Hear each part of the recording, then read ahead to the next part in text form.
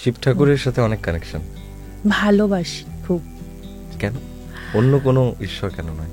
লাইফে কিছু ঘটেছে এমন যা শিব ঠাকুরের প্রতি বিশ্বাস আরো বাড়িয়ে দিয়েছে? আমি মরতে মরতে বেঁচে ফিরেছি।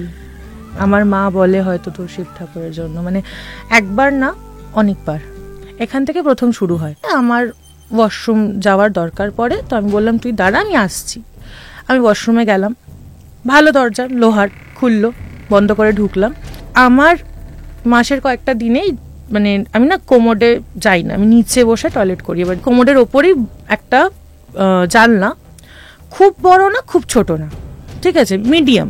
এবার হঠাৎ মনে হচ্ছে কেউ এরমভাবে ধরে আছে আর আমাকে না ওই ওই বলে ডাকছে, একটা মেল হাস্কি সাউন্ড, মানে ওই ওই এরম করে, মানে আমাকে টানতে টানতে আমাদের রুমে নিয়ে গিয়ে হাঁফাচ্ছে। বলছি কি হয়েছে বল, বলছে না তুই আগে বল কিছু হয়েছে। আলাম না না তুই বল কি হয়েছে। বিচ্ছিরি ভাবে হাসছে, ও শুধু হাসিটা শুনেছে। সেকেন্ড যেটা অদ্ভুত ব্যাপার দেখলাম সেটা হচ্ছে মনে হচ্ছে কেউ ঘুঙুর পরে হাঁটছে, প্রচন্ড প্রমিনেন্ট সাউন্ডটা আমাদের ঠিক উইন্ডোর পাশেই হাঁটছে। ভগবান থাকলেই যে নেগেটিভ কিছু আসবে না, এই কথাটা যে কিছুটা হলেও মিথ্যে, সেটা আমি বুঝলাম হচ্ছে একটাই রিজনে। কেন ভগবান থাকলেই যে ভূত আসবে না এমন কোনো ব্যাপার নেই। তার কারণটা হচ্ছে যে আমরা বেশিরভাগ মানুষ যারা বাড়িতে ধরো ভগবানের ছবি রাখি, বহু ভগবান বাড়িতে শুধু ছবি হয়েই থাকে, তারা পূজিত হন না। যেহেতু তারা পূজিত হন না, তাই তাদের যে অরাটা, সেই অ্যাক্টিভনেসটা সেই বাড়িতে থাকে না। এমন বহু বাড়ি আছে যাদের বাড়িতে দেখবে ভগবান আছে, পুজো দেয় না, কিছু না, ঈশ্বরের নাম করে না, ঈশ্বরকে নিয়ে ভাবে না, ঈশ্বর চিন্তা নেই, বা এই ধরনের স্পিরিচুয়াল থটের মধ্যে যারা থাকেন না, তার বাড়িতে যতই ঈশ্বরের ছবি থাকুক না কেন, সেই পজিটিভ অরাটাই তার বাড়িতে ক্রিয়েট হয় না।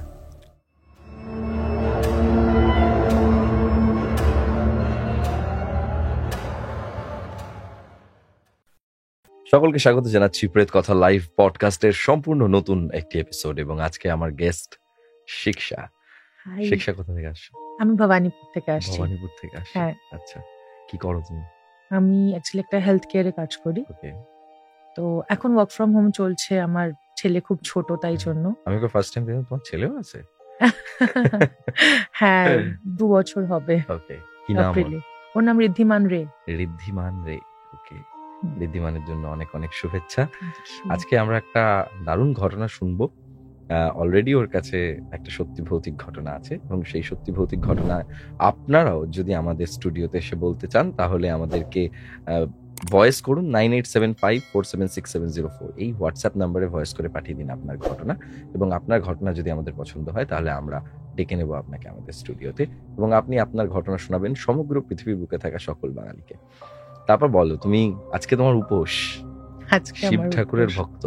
হ্যাঁ, মানে আমি খুব ছোটবেলা থেকেই উপোস করি, মাঝখানে 2-3 বছর করিনি, একটু রেগেই বলা যেতে পারে। শিব ঠাকুরের উপর? হ্যাঁ, কারণ 2021-এ হঠাৎ করে আমার বাবা চলে যায়। কি হয়েছিল? না কিছুই না, হঠাৎ করে, মানে সুগার হাই প্রেশার তো ছিল, কিন্তু একটু অনিয়ম করতো, মানে বলতো খেয়েই যাবো। বয়স কত? 49 তখন চলছিল।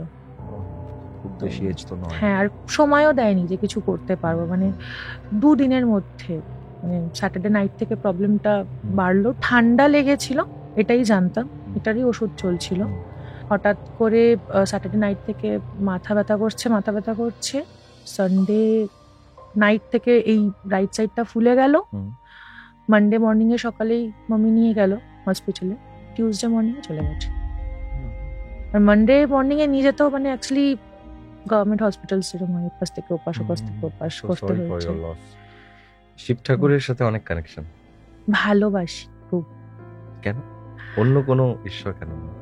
জানি না, মানে সবাইকেই মানি, বাড়িতে বিশাল মন্দির রয়েছে, সব ঠাকুরই রয়েছে, কিন্তু এই যে ফাস্ট রেখে, আমি খেতে খুব ভালোবাসি, আমাকে দেখে বোঝা যাচ্ছে, কিন্তু জলটুকু না খেয়ে মানে থাকবো যে কারোর জন্য, সেটা মানে আমি বিশাল যখন কাউকে ভালোবাসি তখন তার জন্য কিছু করি।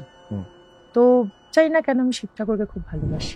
ওকে, লাইফে কিছু ঘটেছে এমন যা শিব ঠাকুরের প্রতি বিশ্বাস আরো বাড়িয়ে দিয়েছে? আমি মরতে মরতে বেঁচে ফিরেছি। আমার মা বলে হয়তো তোর শিব ঠাকুরের জন্য, মানে একবার না অনেকবার। হ্যাঁ, মানে একটা তো হয়েছিল অ্যাক্সিডেন্ট, আর একটার পেছনেও এরকম একটা অদ্ভুত ঘটনা আছে যার কোনো রকম ব্যাখ্যা দেওয়া যায় না। আমরা কি সেগুলো শুনবো আজ? সেইটা অন্য একদিন বলবো। আজকে এসছি মানে আমার সাথে এমন একটা এক্সপিরিয়েন্স নেই যেটা আমি নিজে এক্সপিরিয়েন্স করেছি, মানে যেটা আমার সঙ্গে যেটা হয়েছিল, যেটার জন্য আমার মৃত্যু হতে পারতো, সেটা আমি সেইভাবে এক্সপিরিয়েন্স করিনি। মানে ওটা বাকিরা বলেছে, আমি শুনেছি। ইউ ডোন্ট নো যে তুমি, হ্যাঁ, মানে I was possessed but heard by someone else, কিন্তু নিজের চোখে দেখা বা কানে শোনা যে এক্সপিরিয়েন্সটা, আজকে আমি সেটা শেয়ার করব। এক্সপেরিয়েন্সটা বলবো, ওটা তুমি নিজে চোখে দেখেছো? হ্যাঁ, আমি দেখেছি নিজে চোখে, নিজে কানে শোনা, মানে এরকম একটা অদ্ভুত জিনিস, মানে কেউ কিছু বলছে এটা শুনেছি যাকে দেখা যাচ্ছে না, এরকম একটা ধরনের ঘটনা। মানে তুমি ঘটনাটার মধ্যে ছিলে? আমি ছিলাম একদম প্রত্যক্ষদর্শী হিসেবে। একদম। এর আগে ভূতে বিশ্বাস করতে? প্রচন্ড ভীতু আমি। হ্যাঁ। কিন্তু আমি যখন খুব ছোট ছিলাম তখন আমাকে অনেক অ্যাস্ট্রোলজার বলেছেন যে আমার 18 বছর হয়ে গেলে আমি এমন কিছু দেখতে পাবো যেটা বাকিরা দেখতে পায় না, আমি এমন কিছু ফিল করতে পারবো যেটা বাকিরা ফিল করতে পারে না। কিরকম জিনিস দেখতে পাবো? আমি একটু আগে তানভীর ভাইকেও বলছিলাম যে কদিন আগেরই ঘটনা, একটা ফ্রেন্ডকে বলছিলাম যেতে যেতে তাড়াতাড়ি থেকে জেস্টান যাচ্ছে ওই মোড়টাতে, আমি বলছি দেখ মহিলাটা কিরকম অদ্ভুত ভাবে দেখছে, বৃদ্ধ মহিলাটা। আমি ভেবেছিলাম হয়তো এমনি হয় না, অনেকে মানসিক অবস্থা খারাপ থাকে বা কিছু, অদ্ভুত ভাবে তাকিয়েছিলেন উনি, জোরো সড়ো হয়ে বসে, একটা মানে ফুটের ওপরই একটা পাথর রাখা ছিল ওর ওপর। আমার ফ্রেন্ডটা বলছে দেখতে পাচ্ছে না। আমি ভাবলাম হয়তো মিস করে গেছে, ওখানে হল্ট করেছিল বাসটা। আমি জিজ্ঞেস করলাম যে তুই ইয়েলো শার্ট পরে ওনাকে দেখতে পাচ্ছিস? বলছে হ্যাঁ। তার পাশে যে গেঞ্জি পরে উনি দেখতে পাচ্ছিস? হ্যাঁ। তার পাশে ওই যে পাথরটা রাখা আছে দেখতে পাচ্ছিস? বলছে হ্যাঁ। আমি ওর ওপরই তো বসে আছে। তখন ও আমার একটা অবাক একটা লুক ছিল, আমি বললাম আচ্ছা। তখন আমি আর কিছু বলিনি। মানে এরকম অনেকবার হয়েছে। আমার বন্ধুরা আমাকে টেস্ট করার জন্য এমন অনেক জায়গায় নিয়ে গেছে, অন্ধকার জায়গা বা হয়তো একটু জঙ্গল আছে আশেপাশে, আমাকে অনেক ভয়ের ঘটনা বলেছে, কিন্তু আমি বলেছি এখানে কিছু নেই। নেই মানে নেই। আবার এরকম অনেক জায়গা যেখানে অনেক বিশ্বাস নেই, সবাই বলেছে এখানে কিছু নেই, আমি সেখানেও বলেছি আছে। আর সত্যি যখন পরে কাউকে দিয়ে দেখানো হয়েছে বেরিয়েছে আছে। ওকে, আপনাদের মধ্যে হয়তো অনেকের এমন হতে পারে যে আপনারা এমন কিছু ফিল করতে পারেন যা আপনি অন্য কাউকে এক্সপ্লেইন করতে পারেন। এরকম কোনো ঘটনা থাকলে নিশ্চয়ই কমেন্টে লিখে আমাদেরকে জানাতে পারেন। আজকে তাহলে আমরা সেই ঘটনাটাতে যাই, যে ঘটনাটা তুমি বলবে। হ্যাঁ, একদম শুরু করো, শুনি। এটা 2017 ঘটনা। ফর সাম রিজন আমি জায়গাটার নাম এখন নিচ্ছি না এখানে। এটা একটা হসপিটালের ঘটনা, একটা জেনারেল হসপিটাল। সেখানে আমার বড় বৌদি ভাই হেড নার্স ছিলেন, মেট্রন ছিলেন।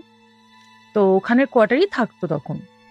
এবার পুজোর পরে আমার মামার মেয়ে, মামার ছেলে, আমাদের ইচ্ছা হয়েছে, মানে বেসিক্যালি আমার আর মামার মেয়ের দুজনের মধ্যে ইচ্ছা হয়েছে যে একটু দেখা করতে যাবো ওখানে, আমাদের ছোট্ট ভাইপো তখন। তো ভাবলাম যে একবার দেখা করি। তো 1.5 বছরের ভাইপো আমাদের। তো ওখানে গেছি। তো প্রথমত জায়গাটা খুব অদ্ভুত। বাসটা এমন জায়গায় দাঁড় করায় যেখান থেকে হসপিটালটা অনেকটা দূরে, কিন্তু ওখানে যায় না, ঠিক আছে? বাট ওই হসপিটালটা অব্দি লাস্ট জায়গা, মানে বাসের হল্ট করার যায় না। তার একটা ছোট্ট কানেক্টিং ব্রিজ মতো রয়েছে, ওই ব্রিজটা নিচেই নামিয়ে দেয় সবাইকে। ব্রিজটা থেকে ক্রস করে যেতে হয়। তো ব্রিজটা থেকে যেতে যেতে দেখা যায় যে পাশে এক কবরস্থান রয়েছে। কবরস্থানটা যেখানে শেষ হচ্ছে সেখান থেকে হসপিটালের বাউন্ডারি শুরু হচ্ছে। এবার কিছু কিছু রিজনে এই জায়গাগুলো ডেসক্রিপশন দিয়ে রাখি। বড় গেট, মেন গেটটা ঢুকেই হচ্ছে কোয়ার্টারগুলো, দুপাশে শুরু হয়ে যাচ্ছে মাটির রাস্তা, মাঝখানে হচ্ছে সিমেন্টের রাস্তা যেখান থেকে আবার মেন হসপিটালে যাওয়া যায়। তো আমরা যে কোয়ার্টারটায় ছিলাম তখন সেটা হচ্ছে ঢুকেই ফার্স্ট লেফট হ্যান্ডে। কোয়ার্টারটা হচ্ছে এদিকেই মুখ করা, কিন্তু 3rd ফ্লোরে হচ্ছে বৌদি ভাইয়ের যে ফ্লোরটা, বৌদি ভাইদের কোয়ার্টারটা, যার ওই পাশে হচ্ছে কবরস্থানটা। আর একটা কোয়ার্টারে যে আরেকটা মানে ফ্ল্যাটের মতন অ্যাকচুয়ালি, আর একটা হচ্ছে এই সাইডে। ওপরে ছাদ। গেছিলাম টিউসডে, মোটামুটি দুপুর নাগাদ পৌঁছে গেছিলাম। সারাদিন তো কিছু হয়নি, ওয়াশরুম গেছি এর মাঝখানে অনেকবার, কোনো রকম বাড়ির কোনো অসুবিধা নেই, যেটা বুঝে গেছি। বোনেরা একসাথে হয়েছি, দাদা ভাই বৌদি ভাই সবাই ভোরবেলা ওঠে বলে। এখন আমার 28। এবার গল্প করছিলাম, তো 2টো রুম ছিল, বেডরুম। তো দরজা থেকে ঢুকে যে প্রথম বেডরুমটা, সেখানে আমাদেরকে রাখা হয়েছিল। আর একদম ভেতরের রুমটাতে দাদা ভাই বৌদি ভাই বাচ্চাটাকে নিয়ে থাকতো। 2টো বেডরুমকে কানেক্ট করে একটা এল মতন ব্যালকনি, যে ব্যালকনিটা হতে দাঁড়ালে সোজা দেখলে হচ্ছে কবরস্থান, আর লেফট থেকে দেখলে হচ্ছে ওই মেন গেটটার দিকে মেন রোডটা দেখা যায়। এবার মোটামুটি অক্টোবরের দিকে ছিল বলে এবার গরমকালই যেরকম হয়, তো সবকিছু খোলা টোলা রেখেই আমরা বেশ গল্প করছিলাম। এবার হঠাৎ করে আমার ওয়াশরুম যাওয়ার দরকার পড়ে, তো আমি বললাম তুই দাঁড়া, আমি আসছি। এখান থেকে প্রথম শুরু হয়। আমি ওয়াশরুমে গেলাম, ভালো দরজা, লোহার, খুললো, বন্ধ করে ঢুকলাম। আমার মাসের কয়েকটা দিনেই মানে আমি না কোমোডে যাই না, আমি নিচে বসে টয়লেট করি। এবার নিচে থেকে মানে আমি যদি ঢুকে সোজা হচ্ছে কোমোডের ওপরেই একটা জানলা, খুব বড় না খুব ছোট না, ঠিক আছে, মিডিয়াম, একটা মানুষকে দেখা যাওয়ার মতন মোটামুটি এতটা। তো আমি নিজের মনে গুনগুন করতে করতে বসে গেছি টয়লেট করতে। এবার হঠাৎ মনে হচ্ছে কেউ এরম ভাবে ধরে আছে আর আমাকে না ওই ওই বলে ডাকছে, একটা মেল হাস্কি সাউন্ড, মানে হই হই এরম করে, মানে খুব প্রমিনেন্টলি শুনতে পাচ্ছি, কারণ জানলার থেকেই। আমি আগেই বললাম খুব ভীতু, তাকানোর মতন সাহস হয়নি। আমি যতটা তাড়াতাড়ি র্যাপ আপ করে বেরোনো যায়, বাট সপ্তক গুলিয়ে যাচ্ছে, তো আমি হনুমান চালিসা চান্ট করার চেষ্টা করছিলাম, কারণ তখন আমি খুব পুজো করতাম, পুজোর মধ্যে থাকতাম। ভুল ভাল বলছি।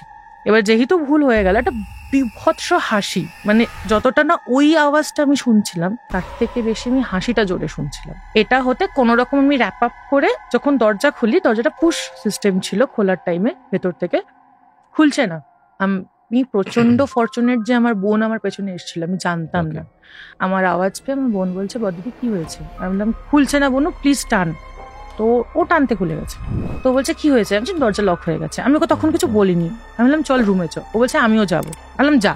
তখন আমি শুধু ওকে বললাম দরজাটা খোলা রাখ। বলছে কেন? আমি বলছি বন্ধ হয়ে গেছিল, বুঝতেই তো পারছিস কি হয় না হয়। বলছে ঠিক আছে। এবার আমি দরজাটা ধরে দাঁড়িয়েছিলাম, ও ঢুকলো কিছু সেকেন্ডের মধ্যে, মানে জলের আওয়াজ পেল না কিছু না, চলে এলো।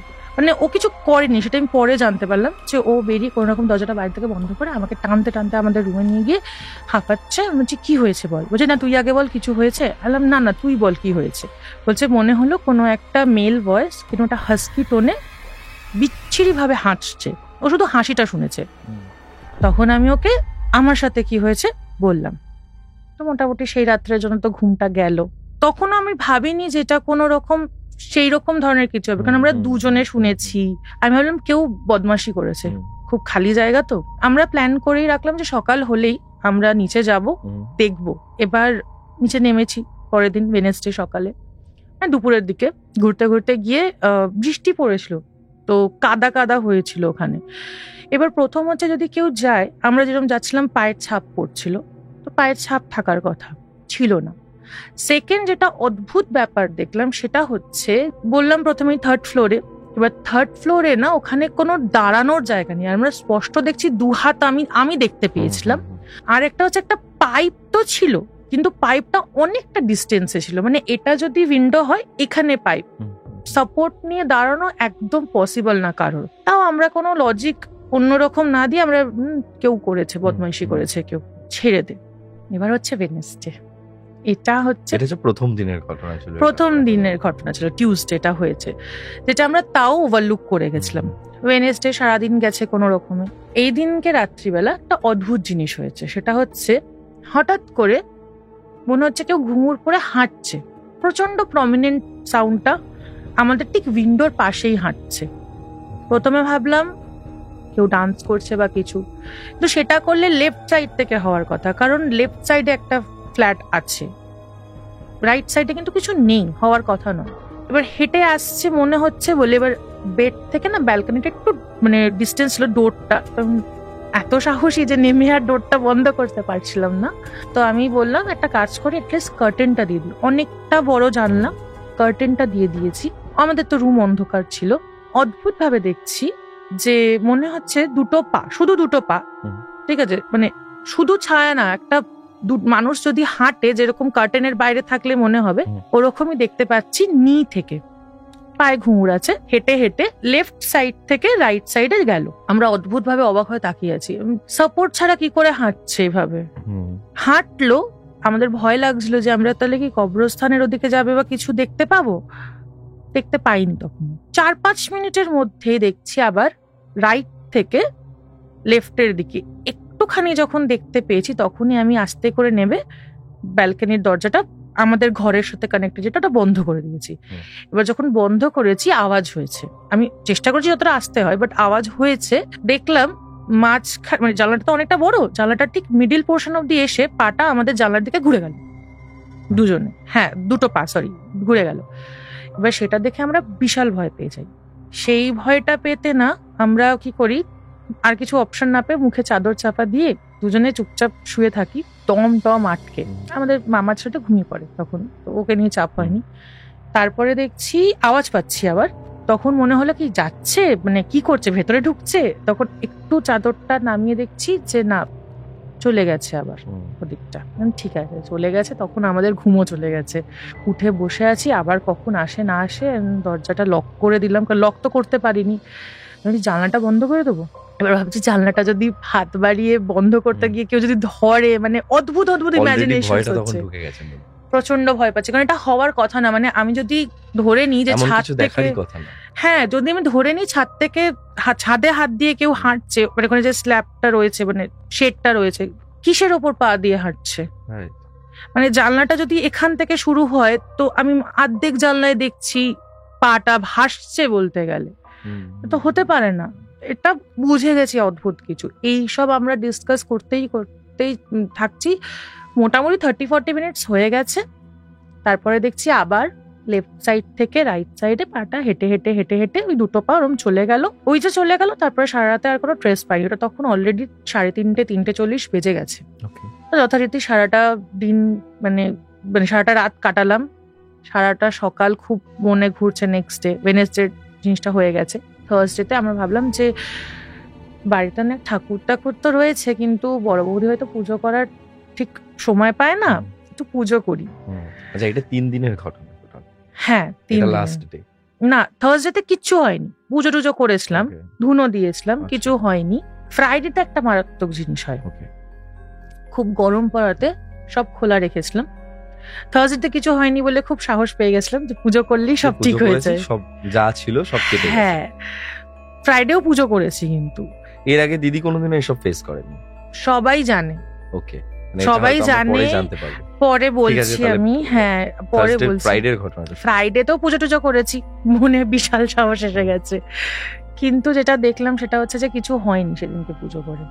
মানে এটা ওনারা চুপকি দিলেন কিনা বুঝতে পারছি না। আর একটা অদ্ভুত ঘটনা হচ্ছে যে সবাই বলে, এটা আমার বলা উচিত না, পাবলিক আমাকে মারবে, ভগবান থাকলেই যে নেগেটিভ কিছু আসবে না, এই কথাটা যে কিছুটা হলেও মিথ্যে, সেটা আমি বুঝলাম হচ্ছে একটাই রিজনে।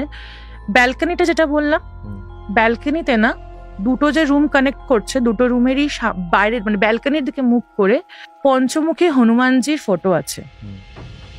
তাও ফ্রাইডের ঘটনাটা হচ্ছে, কেন ভগবান থাকলেই যে ভূত আসবে না এমন কোনো ব্যাপার নেই। তার কারণটা হচ্ছে যে আমরা বেশিরভাগ মানুষ যারা বাড়িতে ধরো ভগবানের ছবি রাখি, বহু ভগবান বাড়িতে শুধু ছবি হয়েই থাকে, তারা পূজিত হন না।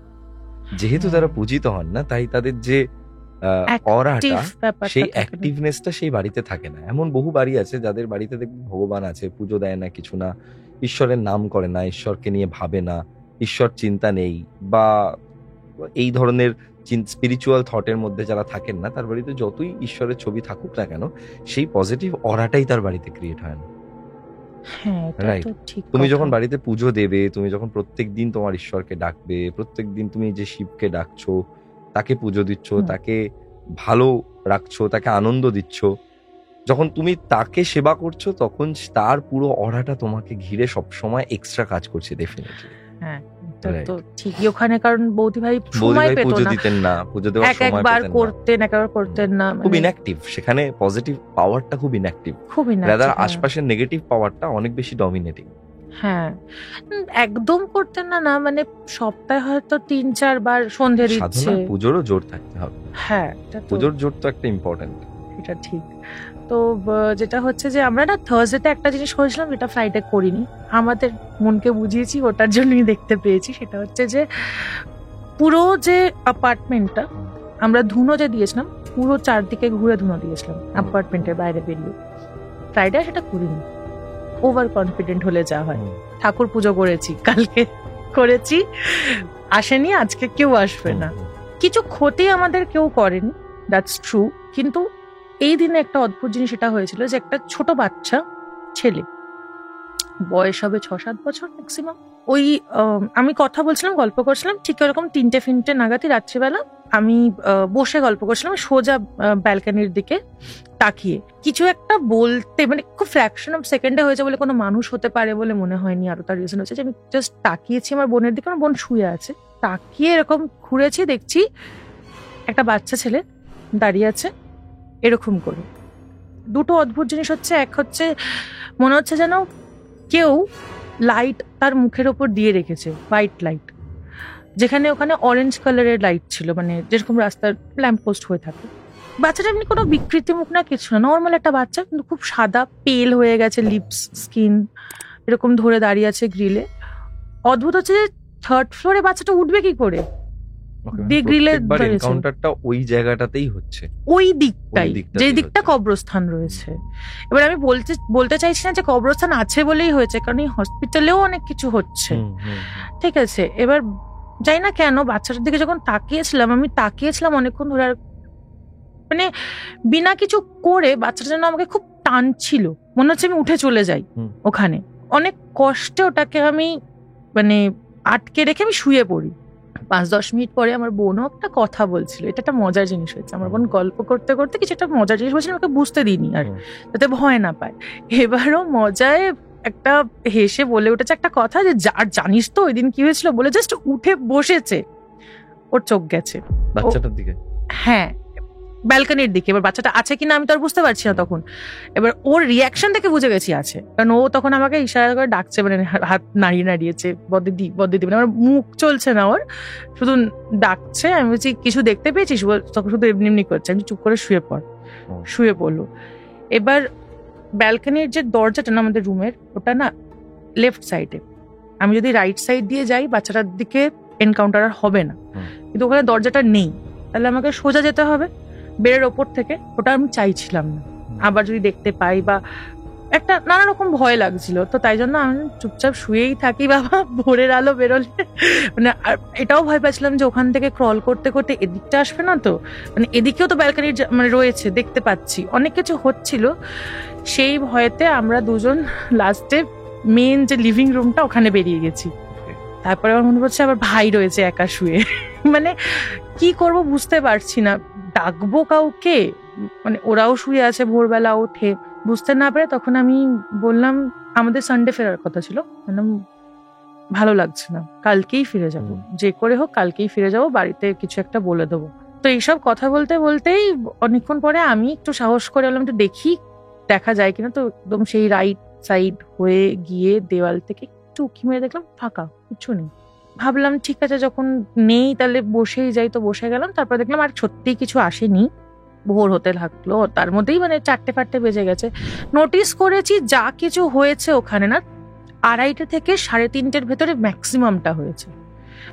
লাস্ট ওই যে পার্ট দেখাটাও 3:45 নাগাদ, লাস্ট মানে 4টে বেজে যাওয়ার পর থেকে সেরকম কিছু দেখিনি। তো যাই হোক আমরা ভেবেছিলাম চলে আসবো শনিবারই চলে এসছি। বাট তার আগে একটা অদ্ভুত জিনিস হয়েছিল, সেটা হচ্ছে যে দাদাভাই বৌদিভাইকে যখন বললাম, তো ন্যাচারালি ওরা দুজনেই ছুটি নেয় যে ওদিনকে চলে আসবো। প্রত্যেক দিনই আমরা খেয়ে দিয়ে দুপুরের দিকে বা বিকেলের দিকে ছাদে উঠি। সেই দিনকে বৌদিভাইরা আসলে মানা করছিল, মানে দেখা হয় না তো ওই জন্য, যে নানা সানডেতেই যাবি, এসব হচ্ছিল। তো আমরা কি করছিলাম, মানে ছাদ থেকে উঠেই রাইট সাইডে দাঁড়িয়ে মানে আলোচনা করছিলাম যে কি ঢপ দেওয়া যায় যার জন্য ইমিডিয়েটলি পাঠিয়ে দেবে। আলোচনা করছিলাম যখন আমি মানে আমার ঠিক পেছন দিকে ওই পুরোনো দিনের বাড়ির সেই ছাদের একটা জয়েন্ট হয় না থাম মতো, ওখানে না একটা বুড়ো ভলচার বসেছিল, বয়স্ক মতো, মানে স্কিন দেখা যাচ্ছে, পালক নেই। ওটা খেয়াল করেছি, কিন্তু সে যে তেরিয়া আমার দিকে তাকিয়ে আছে সেটা খেয়াল করিনি। এটা আমার বোন বলছে যে দেখ তোর দিকে তাকিয়ে রয়েছে অনেকক্ষণ ধরে।